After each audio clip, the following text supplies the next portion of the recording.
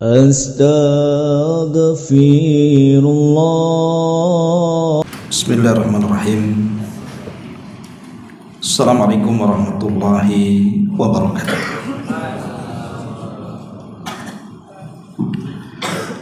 Alhamdulillah wassalatu wassalamu ala rasulillah wa ala alihi wa sahbihi wa mawalah wa la hawla wa la quwata illa billahi wa ba'du. Terlanjutkan kajian kita masih membahas tafsir dari surah Al-Mulk, dan kita masuk pada ayat kelima dan seterusnya. A'udzubillahi minasyaitonirrajim. Bismillahirrahmanirrahim. Walaqad zayyana as-samaa'a ad-dunya bimasabiha waja'alnaha rujuman lisyayatin wa a'tadna lahum adzabas sa'ir walilladzina kafaru bi rabbihim adzabu jahannam wa bi'sal masir. Dan sungguh telah kami hiasi langit dengan berbagai macam bintang. Bahkan kami jadikan bintang-bintang itu sebagai alat-alat perlempar setan. Dan kami sediakan bagi mereka, orang-orang kafir itu, azab neraka yang menyala-nyala. Dan orang-orang yang ingkar kepada Rabbnya akan mendapatkan azab jahannam, dan itulah seburuk-buruk tempat kembali. Ma'asyiral muslimin rahimakumullah. Ayat kelima dari surah Al-Mulk dan juga ayat ke-6 menjelaskan kepada kita tentang orang-orang yang ingkar kepada Allah Subhanahu wa taala. Di sini Allah Subhanahu wa taala mengatakan walaqad zayyana as-samaa'a ad-dunya bimasabiha. Dan sungguh telah kami hiasi langit yang dekat dengan bintang, langit yang dekat itu dengan bintang-bintang. Artinya kalau langit tanpa bintang itu tidak ada indahnya, bahkan boleh jadi menakutkan. Coba saja kalau lihat malam-malam ke langit, kemudian gelap segelap-gelapnya, tidak ada satupun bintang yang bercahaya, itu sudah was-was kita ini. Jangan-jangan akan terjadi sesuatu. Tapi kalau seandainya langit itu bertabur bintang, maka langit itu sangat indah sekali. Sampai-sampai ada anak muda di zaman Khalifah Ja'far al-Mansur rahimahullahu ta'ala. Dia baru saja menikah dan dia sedang berbulan madu. Kemudian dua orang yang baru menikah dan sedang berbulan madu ini berjalan ke tengah padang pasir. Kemudian mereka berdua memandang langit nan indah karena bertabur bintang. Mulailah kemudian anak muda ini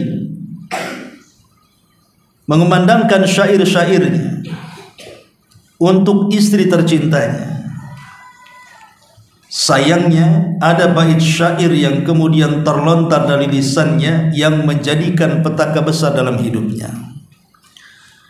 Dia mengatakan, illam takun kal qamari fa anti taliq.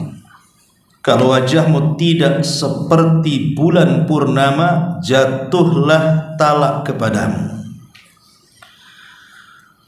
Ucapan ini tidak sadar diucapkan, saking banyaknya bualan-bualan, sampailah dia karena melihat langit begitu indah, apalagi bertabur bintang dan ada bulan yang sangat indah sekali dipandang, tanpa sadar dia mengucapkan kalimat itu. kalau wajahmu tidak seperti bulan, maka jatuhlah talakku kepadamu. Akhirnya masalah ini sampai kepada sang khalifah Ja'far al-Mansur. Maka sang khalifah mengumpulkan banyak para ulama dari semua mazhab. Ada madhab Syafi'i, ada madhab Hambali, ada madhab Maliki, ada madhab Hanafi. Semua dimintai pendapatnya. Apakah ucapan anak muda ini kepada istrinya jatuh talak atau tidak? Membuat heboh satu kerajaan. Maka masing-masing ulama dari semua madhab mengatakan bahwa jatuh talaknya, karena ucapan talak itu walaupun diucapkan tidak sungguh-sungguh, hanya main-main ataupun bercanda, tetap jatuh, apalagi sungguh-sungguh. Tapi rupanya ada seorang ulama muda dari madhab Hanafi tidak setuju dengan tiga madhab yang lainnya. Walaupun jumhur mengatakan jatuh talaknya, tapi anak muda dari madhab Hanafi mengatakan bagiku tidak jatuh talaknya. Kemudian sang khalifah Ja'far al-Mansur berkata, kok bisa tidak jatuh sementara seluruh madhab atau mayoritas madhab mengatakan jatuh? Kemudian anak muda ulama dari Hanafiyah ini mengatakan ya, karena kalimat itu tidak benar. Dari mana tidak benarnya? Karena dia mengatakan illam takun kal qamari, kalau engkau tidak seperti bulan, maksudnya tidak seindah bulan, maka jatuhlah cerai kepadaku. Kalimat ini tidak benar, karena bulan dengan manusia itu tetap masih indah manusia dibandingkan bulan.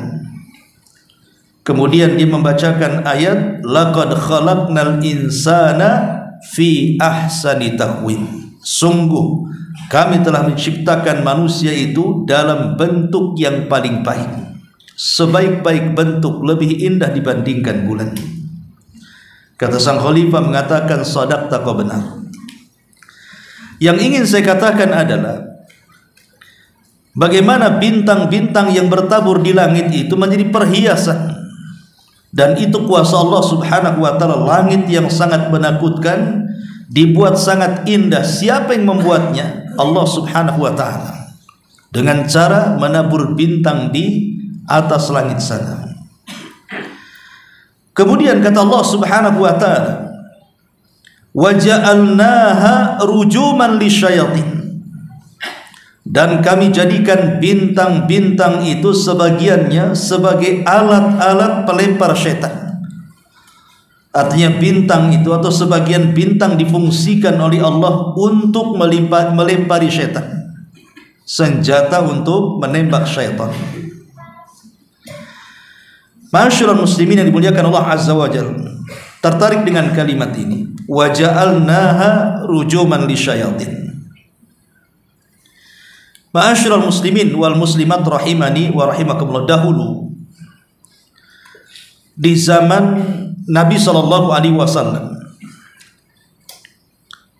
kita tahu bahwa sebelum Nabi sallallahu alaihi wasallam diangkat menjadi nabi dan rasul, maka banyak setan-setan atau jin-jin itu yang naik ke langit. Dan itu dijelaskan dalam sebuah riwayat. Di antaranya riwayat Abu Hurairah radhiyallahu anhu. Nabi sallallahu alaihi wasallam mengatakan, "Idza qadallahu al-amra fis sama'i, dhuribatil malaikatu bi ajnihatiha khud'anan liqaulihi ka'annahu silsilatun ala safwan." Ketika Allah subhanahu wa ta'ala menetapkan satu urusannya di langit, maksudnya Allah hendak memerintahkan sebuah wahyu kepada para malaikat, malaikat lantas meletakkan sayapnya dalam rangka ketundukan mereka akan perintah Allah subhanahu wa ta'ala. Kemudian Rasul mengatakan, Allah subhanahu wa ta'ala kemudian berfirman, dan ketika Allah subhanahu wa ta'ala hendak berfirman itulah maka mereka mendengarkan seolah-olah ada suara yang sangat menggetarkan, seperti rantai yang dipukul ke dalam batu.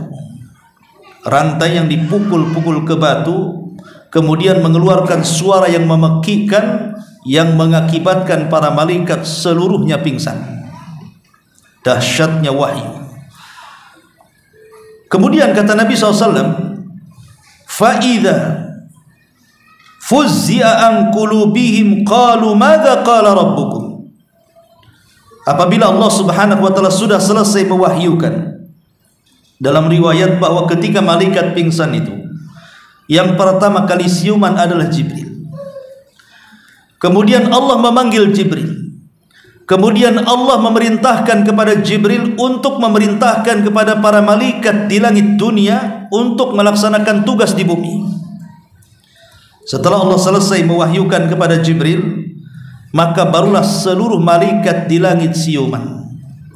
Disinilah kata Nabi, hatta idza atau fa idza fuzia an qulubihim, apabila perasaan takut yang ada di dada-dada malaikat itu sudah hilang. Qalu, mereka mengatakan kepada Jibril, madza qala rabbukum, apa yang difirmankan Rabb kita wahai Jibril? Maka Jibril mengatakan, qala al-haq, kebenaran, wa huwal aliyul kabir, dan dialah zat yang maha tinggi lagi maha besar. Maka setiap Jibril kemudian turun dari lapisan langit ke lapisan langit yang paling rendah, dimulai daripada arsy Allah Subhanahu wa taala. Maka para malaikat penjaga arsy itu, mereka bertanya kepada Jibril, apa yang diwahyukan Allah kepadamu? Maka Jibril mengatakan ini dan itu. Maka semua malaikat di atas arsy dan sekitarnya, mereka bertasbih dan bertakbir. Kemudian Jibril turun ke langit ketujuh. Kemudian para malaikat di langit ketujuh bertanya juga, apa yang difirmankan Allah kepada kita? Maka Jibril mengatakan ini dan itu, artinya kebenaran. Maka semua para malaikat di langit ketujuh semua bertakbir dan bertasbih. Begitu juga pada langit ke-6, langit ke-5, ke-4, ke-3, ke-2, sampai langit dunia yang kita lihat di atas kepala kita itu. Maka para malaikat yang berada di langit kedua, di langit dunia atau langit pertama yang kita lihat, malaikat-malaikat inilah yang akan bertugas ke bumi. Entah sebagian mereka diperintahkan Allah untuk membuat gempa, untuk membuat tsunami, untuk membuat gunung meletus, untuk menyuburkan tanah Sifulan dan Alan, untuk membuat kemakmuran atau mungkin kerusakan, dan begitu seterusnya. Lah saat malaikat Jibril menyampaikan perintah Allah ke langit dunia kepada para malaikat itulah, maka ada jin yang naik ke langit untuk mencuri dengar ngomong apa Jibril kepada para malaikat itu. Maka dijelaskan di sini, fayas ma'uha mustarikus sam'i wa mustarikus sam'i hakadha ba'duhu fawqa ba'din. Wa wasafa Sufyanu bikaffihi fakharrafaha wa baddada baina asabihi. Maka Nabi SAW mengatakan, setan-setan itu datang untuk menyadap berita. Kemudian para penyadap berita itu posisinya saling bertumpuk satu dengan yang lainnya, sampai Sufyan Ats-Tsauri menggambarkan dengan memiringkan telapak tangannya dan merenggangkan jari-jarinya seperti ini. Ya, jadi tumpuk-tumpuk. Antum tahu panjat pinang? Nah, seperti itu. Jadi Sufyan seperti ini. Jadi jin itu akan terus sampai ke atas seperti orang panjat pinang, makin tinggi makin jauh. Lah jin yang paling atas itu, fayasma'ul kalimata, maka dia berhasil mendengar satu kalimat yang dikatakan oleh Jibril kepada para malaikat sebagai tugas dari Allah di bumi. Fayulqiha ila man tahta, maka jin yang berhasil mendapatkan satu kalimat langsung akan dihabarkan kepada jin yang di bawahnya. Fayulqiha ila man tahtahu thumma yulqiha al-akhar ila man tahtahu. hatta yulqiha ala lisanis sahir awil kahin. Maka jin yang paling bawah akan memberitakan kepada jin yang paling bawah lagi, yang paling bawah kepada yang paling bawah lagi, sampai kepada jin yang ada di bumi. Lah jin yang ada di bumi inilah kemudian menyampaikan kepada para dukun ataupun kepada tukang-tukang sihir. Kemudian kata Rasul, farubbama adraka syihabu qabla an yulqiyaha wa rubbama alqaha qabla an yudrikahu. Kata Nabi SAW, terkadang setan penyadap berita itu terkena api sebelum sempat menyampaikan berita itu. Terkadang pula setan itu bisa menyampaikan berita sebelum terkena api. Maksudnya terkena bintang-bintang, meteor-meteor yang seolah-olah bola api yang menembaki mereka. Fayakdzibu ma'aha mi'atu kadzba. Maka akhirnya pun jin yang paling bawah itu mereka berdusta bersama satu berita yang benar dengan 100 kedustaan. Fayuqalu alaysa qad qala lana yawma kadza wa kadza kadza wa kadza fayusaddiq bitilkal kalimati allati sami'a minas sama. Terkadang kalau ada satu dukun kemudian meramal kok benar, maka boleh jadi yang benar itulah kalimat yang hak dari 100 kedustaan yang disampaikan. Intinya dukun itu pendusta, karena yang benar satu, yang 99 dusta. Kalau boleh saya analogikan seperti ini, kawan. Antum berjejer dari sini sampai ke sana, anggaplah 200 orang. Tidak boleh mendengar satu dengan yang lainnya. Kemudian saya bisikan di telinganya, besok kita pergi ke pasar. Kemudian orang ini mengatakan besok kita pergi ke pasar. Belum tentu sampai yang ujung sana begitu kalimatnya kan. Bisa saja terbalik, besok tak usah ke pasar katanya. Namanya orang dari telinga ke telinga. Pas telinganya waras dia, pas kena budeknya repot kan begitu. Lah itulah kalimat-kalimat itu memang sengaja ditambah-tambahkan jin, karena jin itu untuk menyesatkan Bani Adam. Lah ketika mereka naik ke langit itulah maka mereka akan ditembak oleh meteor-meteor tadi.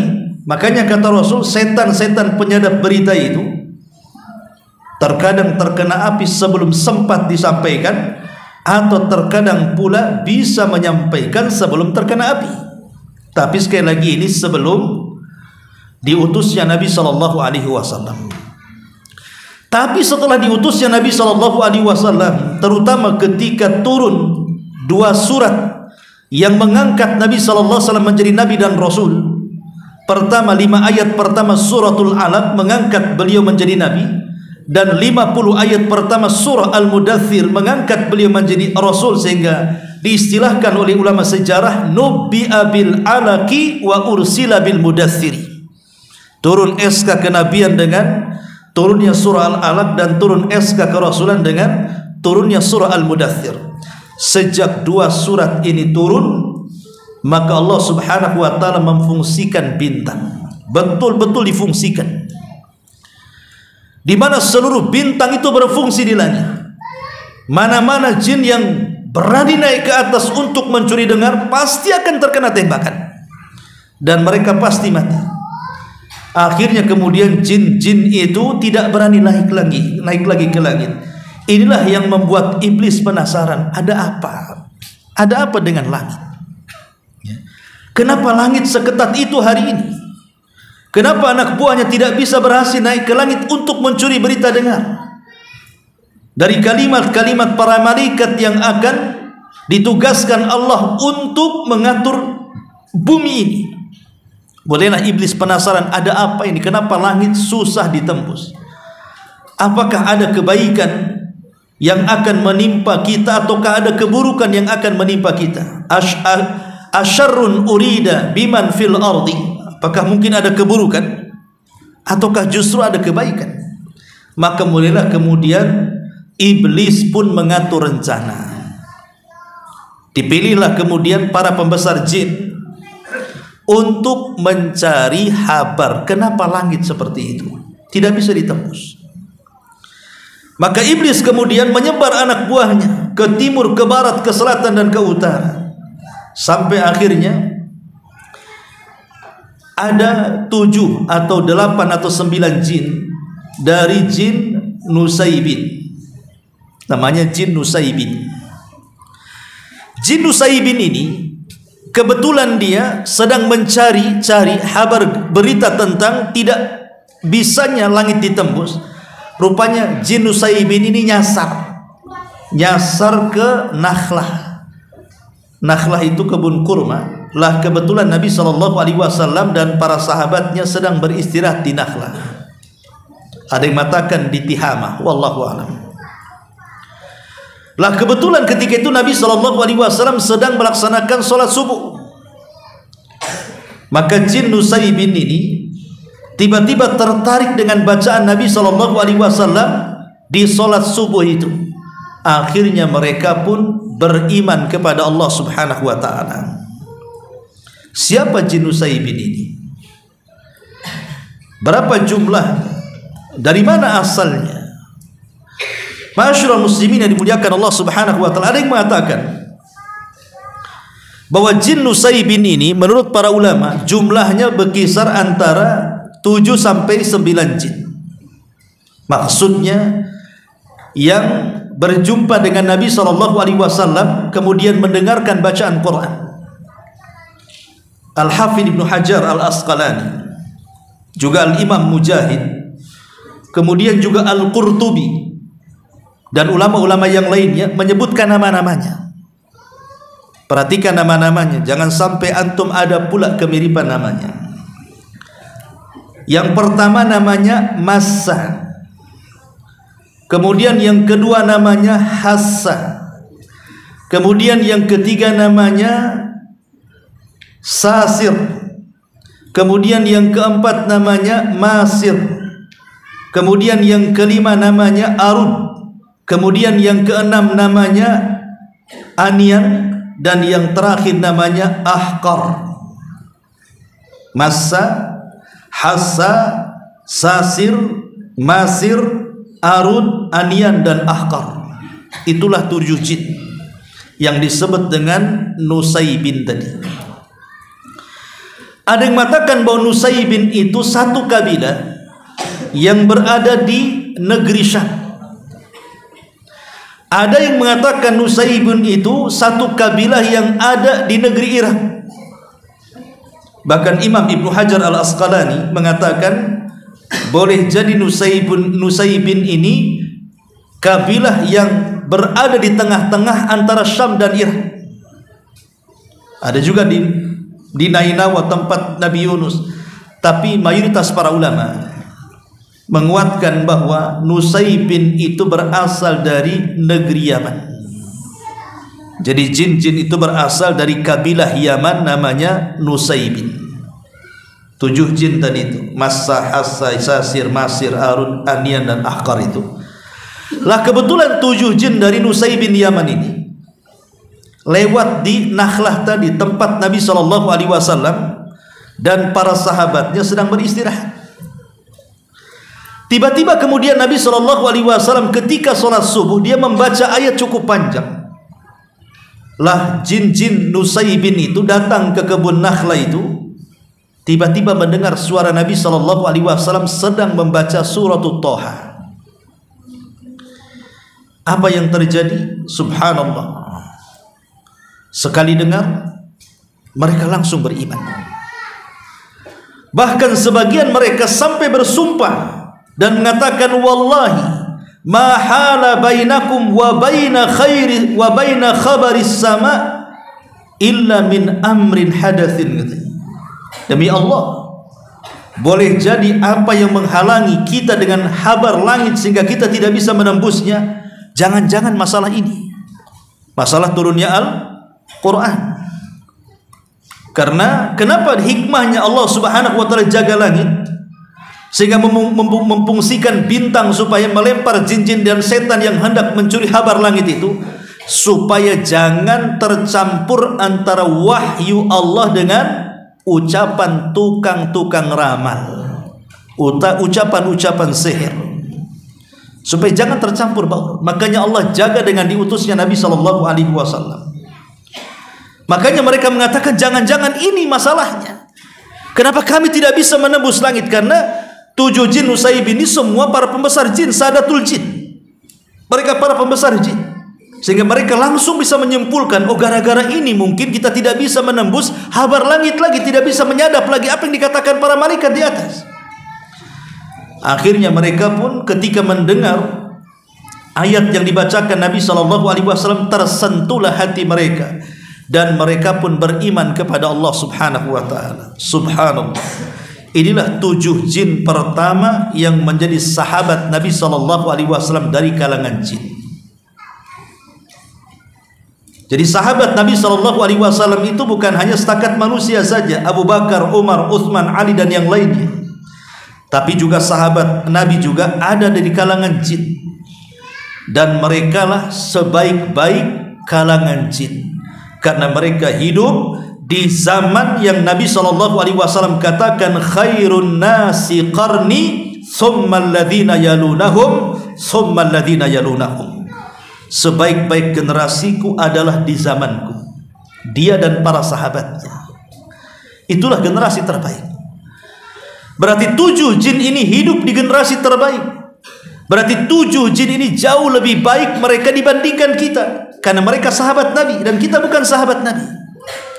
Bahkan dari 7 jin inilah akhirnya mengasah sebuah dakwah Islam dari kalangan jin. Mereka pulang ke kaumnya, kemudian mereka mulai mendakwahkan Islam kepada mereka, sehingga ribuan jin banyak masuk Islam di saat manusia sedikit yang masuk Islam.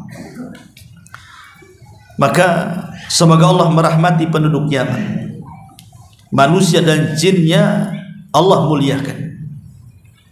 Dari kalangan manusia orang-orang Ansar yang Nabi SAW janjikan kepada mereka di telaganya, di mana manusia yang pertama kali meminum dari telaga Nabi SAW, mereka orang-orang Ansar.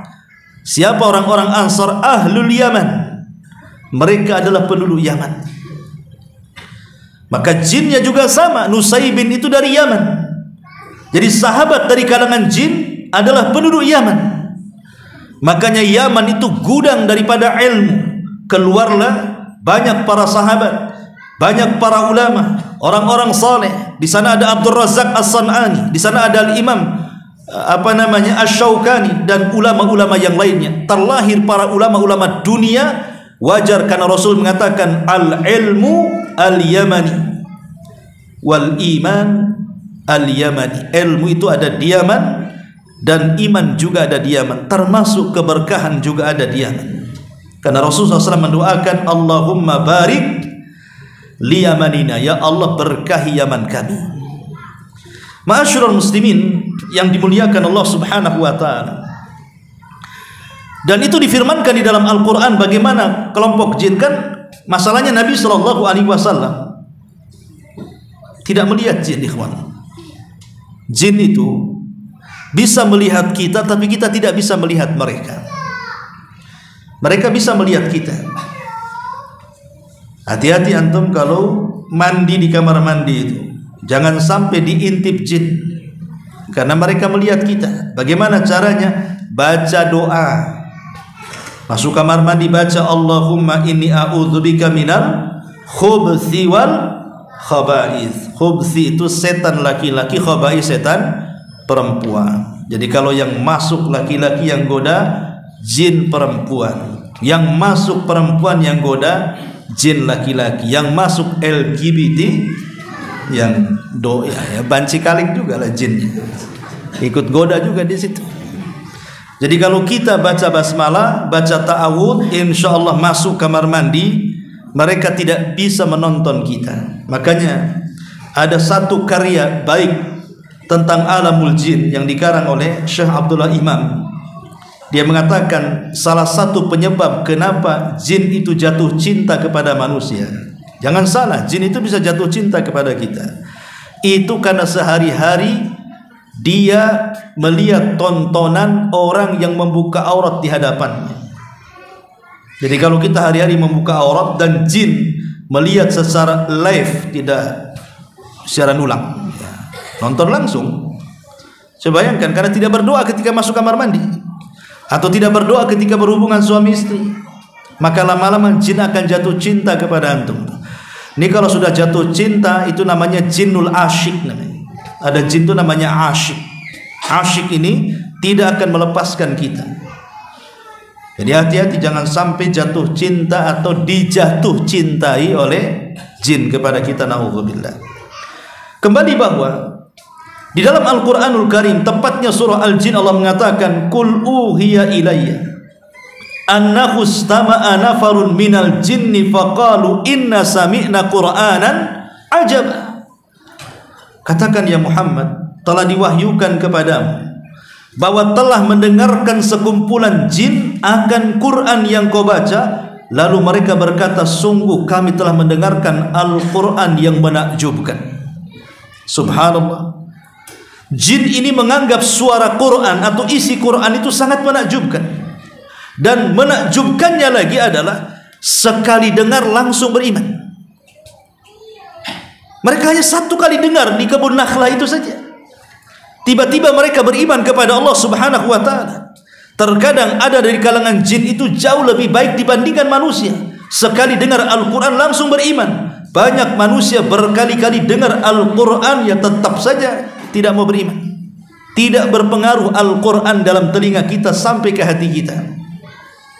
Itulah kemuliaan jin yang mendengarkan Al-Quran di zaman Nabi SAW sampai mereka mengatakan, Yahdi ila rushdi fa'aman nabi walan nusyrik bi rabbina ahada.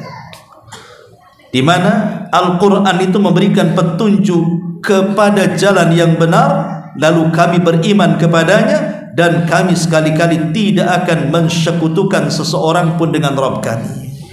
Sampai kepada ayat wa annahu kana rijalun minal jinni wa annahu kana rijalun minal insi ya'udzuuna birijalin minal jinni fazaduhum rahaqa. Jin mengatakan sendiri bahwa ada beberapa orang laki-laki di antara manusia meminta perlindungan kepada laki-laki dari kalangan jin, maka jin-jin itu menambah bagi mereka dosa dan kesalahan. Ayat ini ada asbab nuzulnya. Jadi ada manusia yang kemudian menyembah jin, tiba-tiba yang disembahnya dapat hidayah. Jadi ada jin awalnya minta disembah manusia, kemudian setelah disembah manusia, jinnya hijrah, jinnya masuk sunnah. Akhirnya kemudian yang manusia yang masih menyembahnya tidak tahu kalau jinnya itu sudah dapat hidayah, dia masih menyembah dia.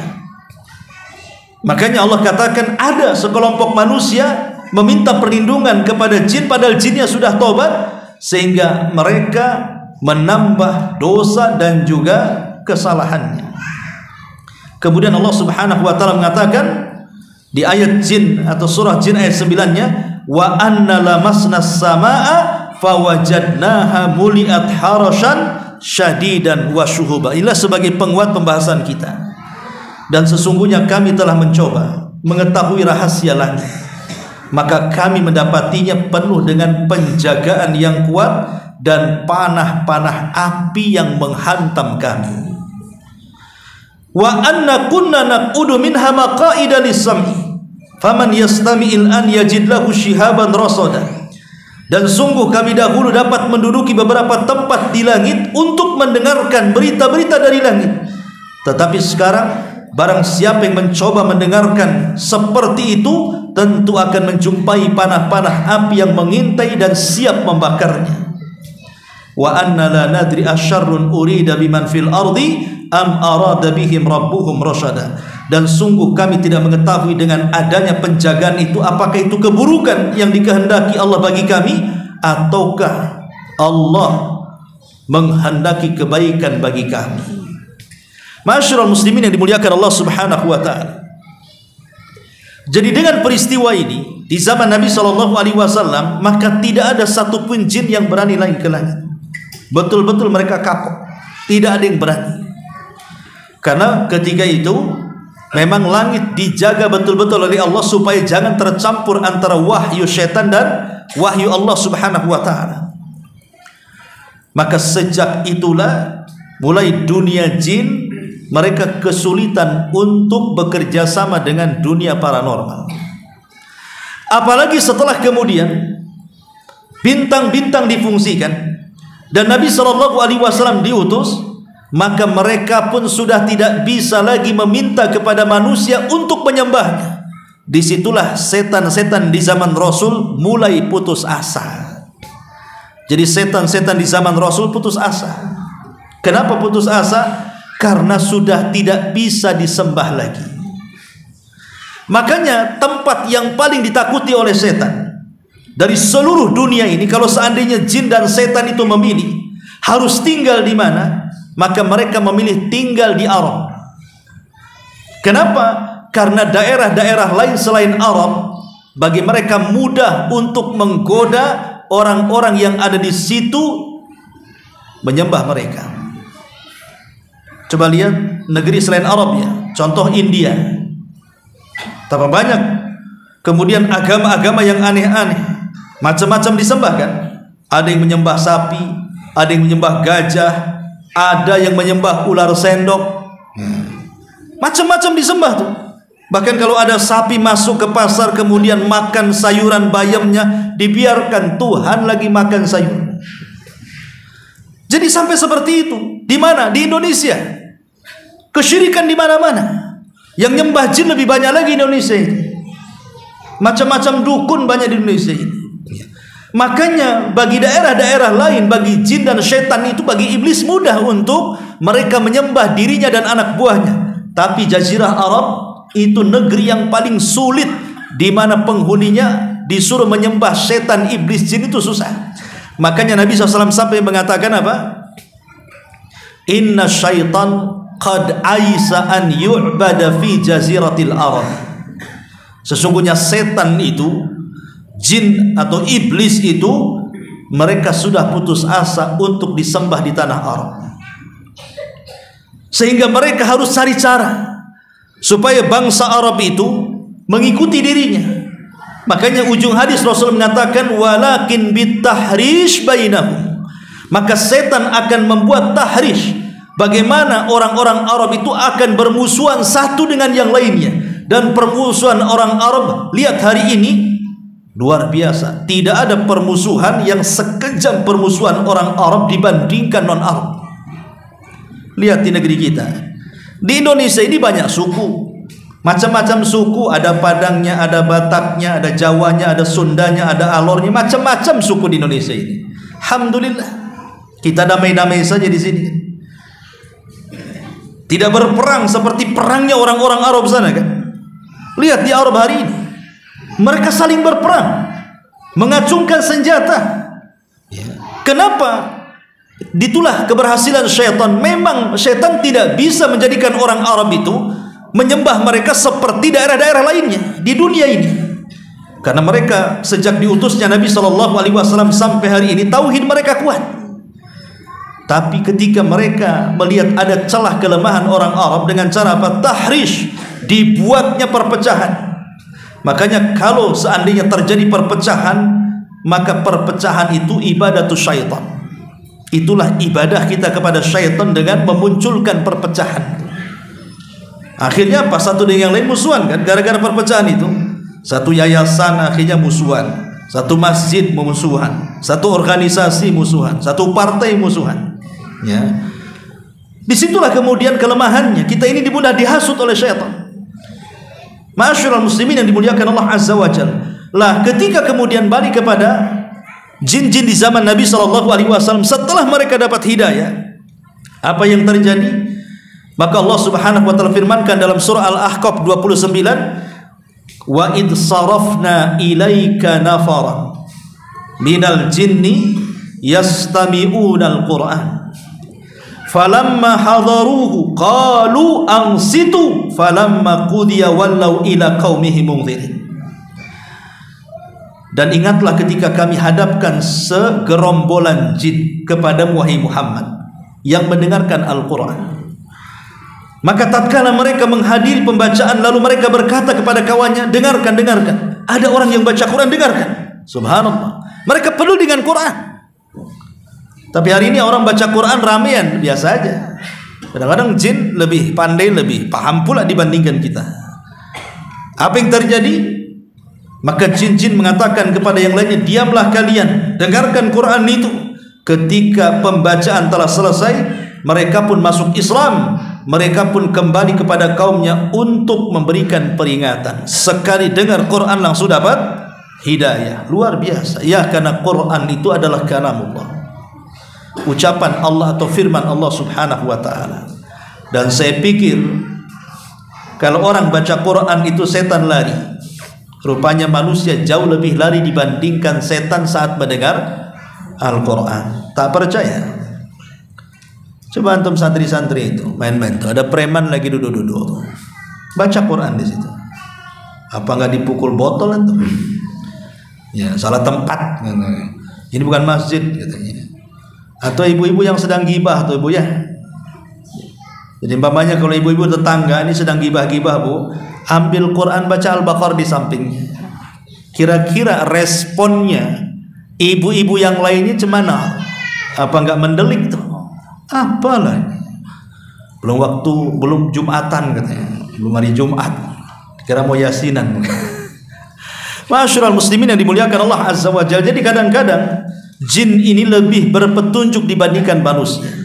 Dia lezat ketika mendengar Quran, kita pula manusia tidak lezat mendengar Quran. Ya, karena sudah ada musik sebagai pengganti.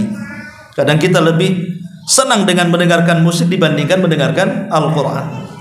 Kemudian Allah mengatakan, qalu ya qaumana inna sami'na kitaban unzila min ba'di Musa musaddiqan lima baina yadayhi yahdi ilal haq wa ila tariqin mustaqim.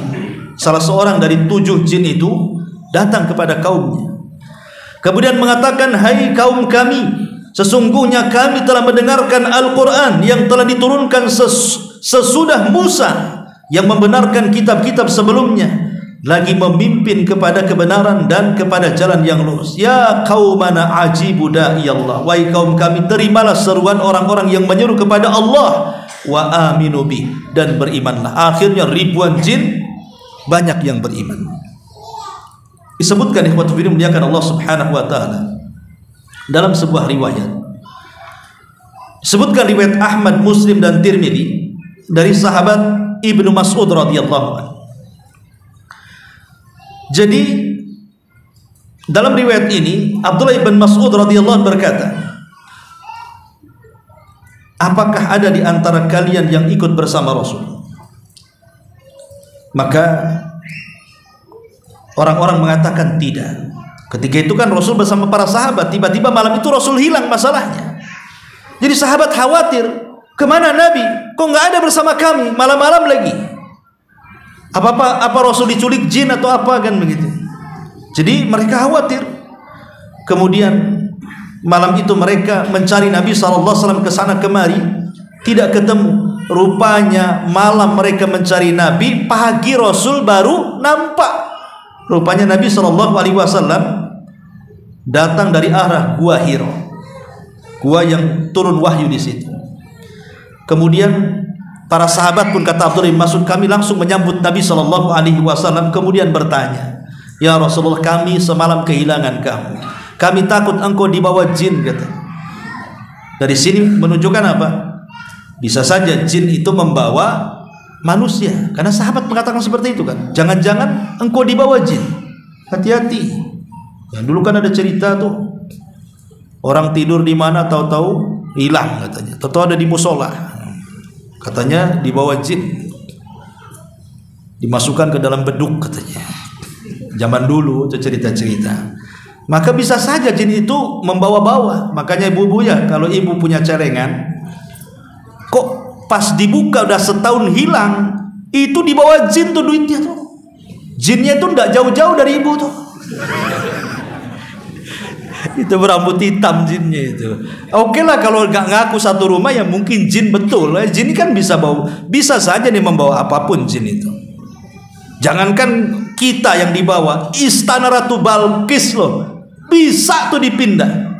Sebelum Sulaiman itu jin mengatakan, Ibrit mengatakan, sebelum kau berdiri katanya, itu kerajaan Balqis sudah ada di hadapan. Bayangkan kalau satu istana bisa dibawa, apalagi antum pula. Makanya anak-anak santri ini, Ya, kalau tidur wudu nanti dibawa jin pula. Jadi jawaban Nabi SAW ketika ditanya dari mana semalam, maka Rasul mengatakan atani da'il jin fadhahabtu ma'ahu faqara'tu alaihimul Qur'an. Ada seseorang dari kalangan jin, tentu malaikat Jibril yang beritahu, ya, yang mendatangiku, aku pun pergi bersamanya dan aku membacakan Quran kepada mereka. Ibnu Mas'ud melanjutkan ceritanya. Kemudian Nabi SAW pergi bersama kami. Kami pun melihat bekas mereka dan bekas api mereka. Dan mereka meminta bekal hidup. Lalu Nabi SAW bersabda, lakum likulli admin dzukira smullahi alaihi yaqau fi aidikum wafar ma yakunu lahman wa kullu ba'ratin alfun lidabatikum. Kata Nabi SAW ketika mereka meminta bekal kepada Rasul kalangan jin itu, maka Rasul mengatakan pada setiap tulang hewan yang disembelih secara syar'i akan berisi penuh daging di tangan kalian, dan setiap kotoran hewan ternak menjadi makanan binatang-binatang kalian wahai kalangan jin. Artinya begini, jadi kalau kita ini habis makan sop tulang umpamanya, antum makan sop tulang, kemudian antum baca basmalah ketika membuang tulang itu, membuang tulang ke tong sampah, antum baca basmalah, bismillah, ya, maka daging-daging yang sudah antum makan itu akan kembali kepada tulang itu, kemudian akan dimakan oleh saudara kita dari jin, dan itu bentuk sedekah kita kepada jin. Ketika membuang tulang-tulang yang kita makan, jangan lupa baca basmalah, ya. Ustadz, saya sudah coba baca basmalah, tak nampak daging-dagingnya, tetap aja tulang katanya. Kalau nampak itu ambil lagi. Maksudnya ya ini kan, maksudnya tulang dari kalangan jin-jin yang tahu, ya kan, sudah antum makan, masa antum mau ambil lagi? Makanya kemudian dibuat tidak nampak, jin lah yang tampak. Tapi subhanallah, ada manusia paling bakhil, bakhil-bakhilnya manusia. Kadang-kadang tulang pun tidak dikasih sama jin, dipresto sama dia. Dimakan pula tulangnya, nggak dikasih jin-jin itu, ya. Jadi kalau buang tulang ayam, tulang ikan, tulang apa saja, ya, maka baca basmalah biar dimakan oleh saudara kita. Adapun kata Nabi SAW, kotoran hewan kita itu dimakan oleh binatang-binatang dari kalangan jin, karena jin pun ada binatangnya, ada kuda, ada macam-macam di kalangan jin, sama dengan kehidupan manusia. Lah kemudian Nabi SAW mengatakan, fala tastanju bihima fa innahuma ta'amu ikhwanikum. Janganlah kalian melakukan istinja dengan tulang dan kotoran, karena itu makanan saudara kalian dari kalangan jin. Sudah isya belum? Sudah isya. Baik, sampai di sini. Subhanallah bihamdika asyhadu an la ilaha illa anta